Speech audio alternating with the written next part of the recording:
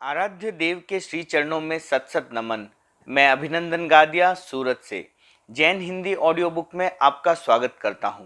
अगर आप इस चैनल पर नए हैं तो इसे सब्सक्राइब कर दीजिए और बेल आइकन प्रेस कर दीजिए, जिससे आपको चैनल के नोटिफिकेशन और अपडेट रेगुलर मिलते रहें।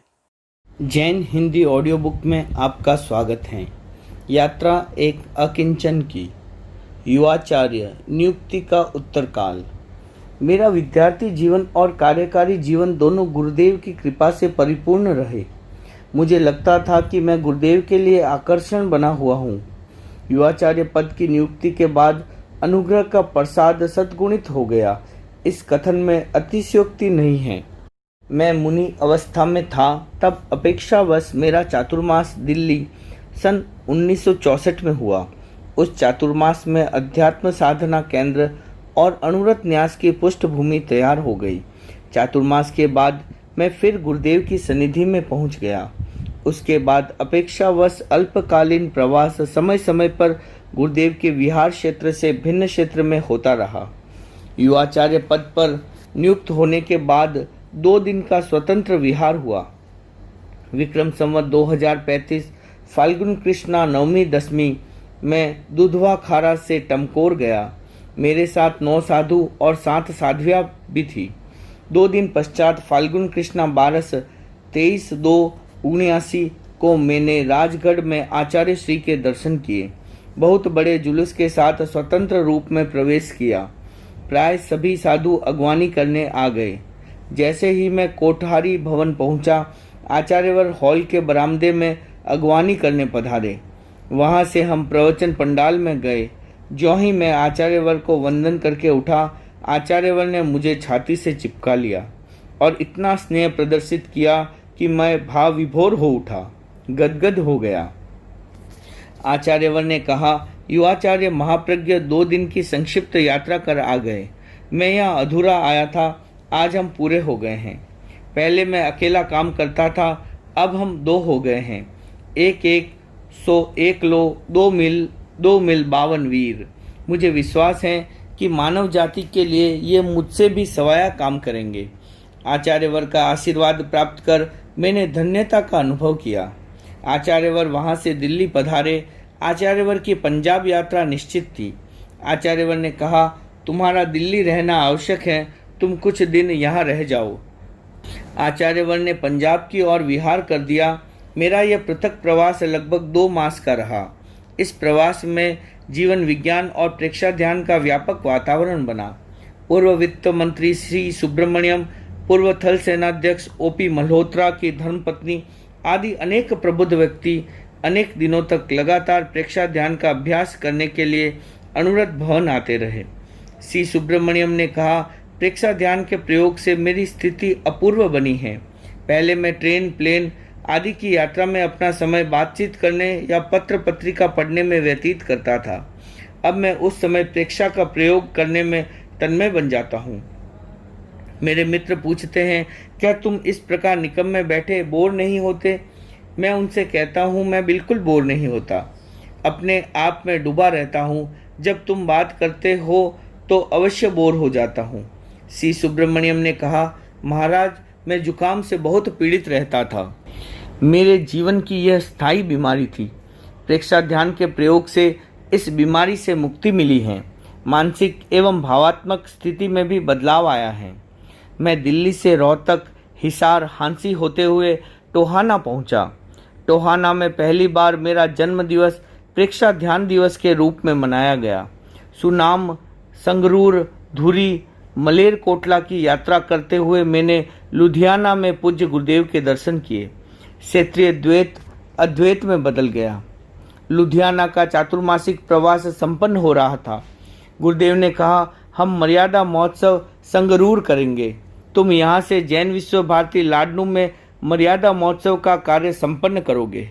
इस योजना के अनुसार मिक्सर कृष्णा बीज को मैंने लुधियाना से लाडनू की ओर प्रस्थान किया। गुरुदेव विदा देने के लिए बहुत दूर तक पधारे। एक नीम के पेड़ के नीचे मैंने वंदना की। उस समय एक भावामय वातावरण बना हुआ था।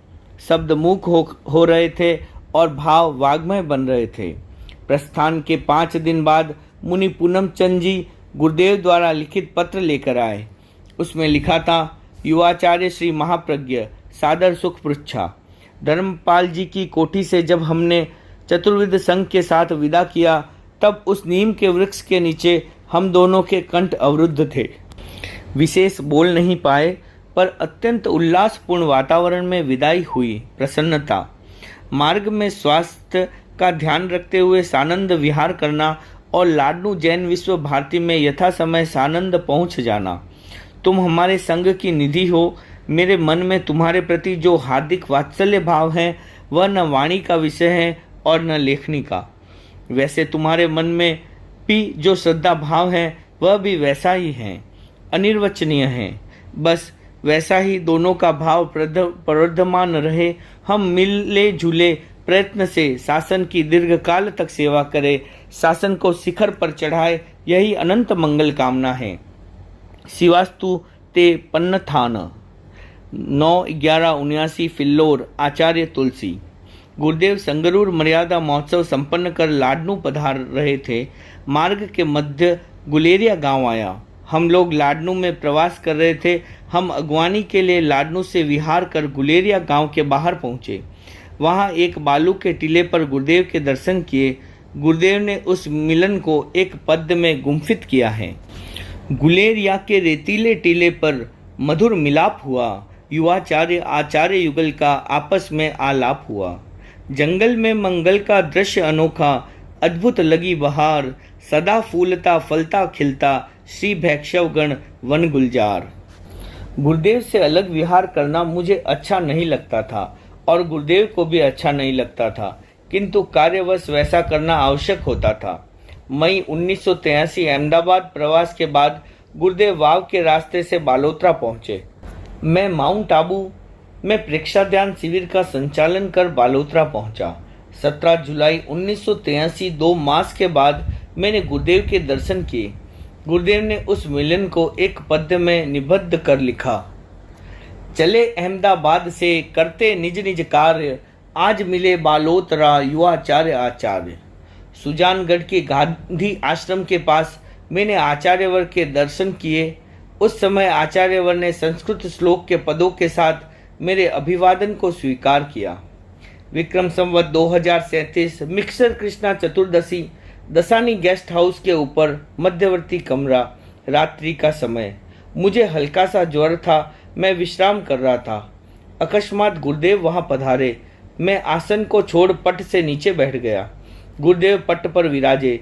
गुरुदेव ने उल्लास की मुद्रा में कहा, तुम मेरे आसन पर आसीन हो और हम तुम्हारे आसन पर। मैंने निवेदन किया, सब कुछ तुम्हारा ही है, मैं स्वयं तुम्हारा ही हूँ। गुरुदेव ने स्वास्थ्य की सुख पृच्छा की। मैंने उस घटना प्रसंग को 6 श्लोकों में निबंध कर लिखा।